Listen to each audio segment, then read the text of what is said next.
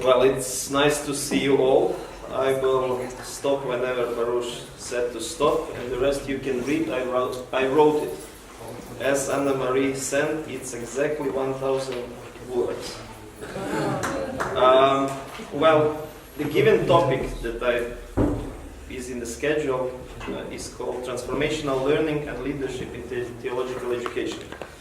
So I will briefly comment on both components, and as I see it, and as we are trying to do it in our seminary, and facing serious challenges. So here are the four components of what I call transformational learning. And they add to each other, and they are challenged more and more as you go to a next component or level. Okay? So first one I call informative learning. Basically, you obtain new information or knowledge about something you did not know before. The results of such form of learning is that at the end you know more than you knew before.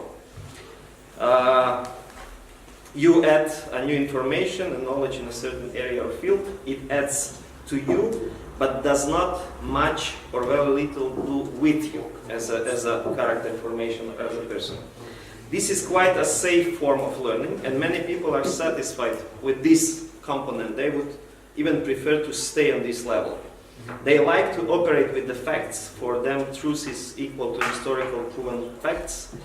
They are eager to have simple answers to complex matters and prefer not to complicate the matter. And in terms of percentage, these are most of the people or our students prefer this kind of education. That's what they would call a learning process. To an extent, it is accumulative. You accumulate certain knowledge, or I would even call it a consumering attitude to knowledge. You consume it, you have it, and you are satisfied. There is a second component or a level. There is another component of learning. I will call it conditionally formative. You get educated, changed to an extent. It shapes and sharps your thinking. It changes the way you think, the way you see and perceive the world around you, others and yourself. It teaches you to see things that seemed familiar to you from a new angle, new perspective. Things that seems to be obvious and understandable suddenly stop to be so. This is a kind of, you question obvious things with the obvious questions, and they stop to be so obvious. So this is a kind of deeper level. You learn how to question obvious matters, after which they stop to be so. This is less secure process of learning, because you are kind of pushing yourself to uncertainty, to uncomfortable zone. And most of the people are satisfied with it, and they would rather stop at this level. But the transformational learning starts from this level and on. Transformational learning, as for me, from this point onward, begins to do something with you. It changes you from within. It forces you not only to learn new things, which may change your perception or understanding of something, but it forces you to unlearn something that used to make sense to you, but doesn't make it anymore.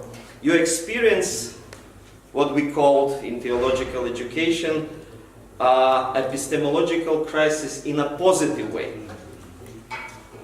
It crashes some of the strongholds that seem to you unshakable and unchangeable. It pushes you to uncomfortable zone. You don't know where it takes you, so you are kind of say, stop, where it will take me. But it certainly transforms you. You cannot predict the end result. Most of the people are afraid of this component of learning because its strength is not in answers, but in profound and subversive questions. In this component, questions are more important than the answers. And now is the fourth component, which we face challenges the most. And that's what I call therapeutic learning.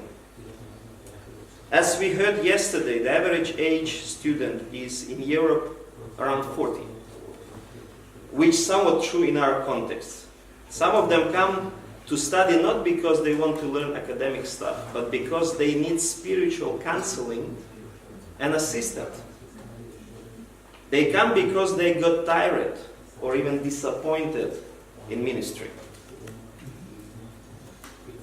This is a process of learning which I have experienced myself. When you are in the process of learning and something more profound is taking place within you, almost a mystical, elusive, unexplainable process. When actually a healing process is taking place, a restoration is on the way in the process of learning. Process of learning making you a whole being. It brings scattered parts of you again together. It does something with you, with your previous problems, complexes, fears, anxieties, but in invisible yet tangible way. It answers some of your deeper psychological and spiritual needs.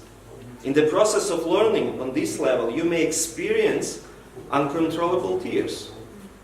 I have seen myself in the classroom when suddenly you are talking on theology issues and a student is crying.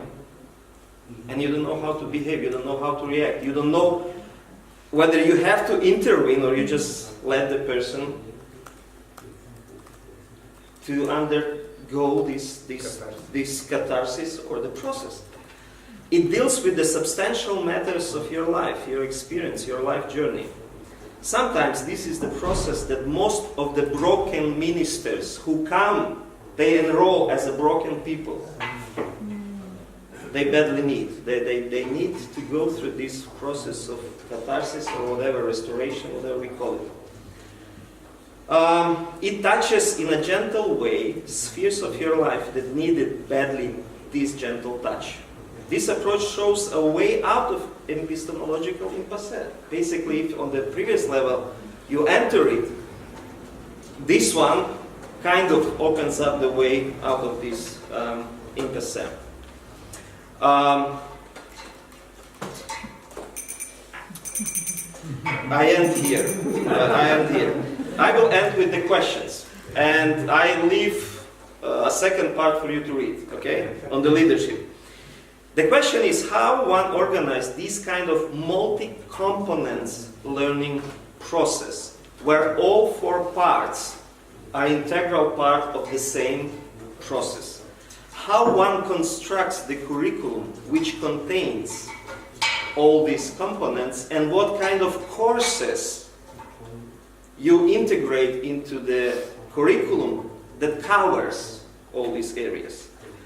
Certainly we need all four, but most of the curriculum contains only first two.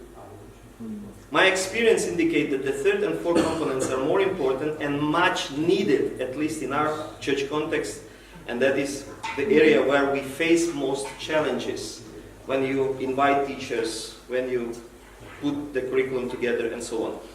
And I will stop here. If you will have questions later on, and I leave the leadership part. Thank you. Thank you.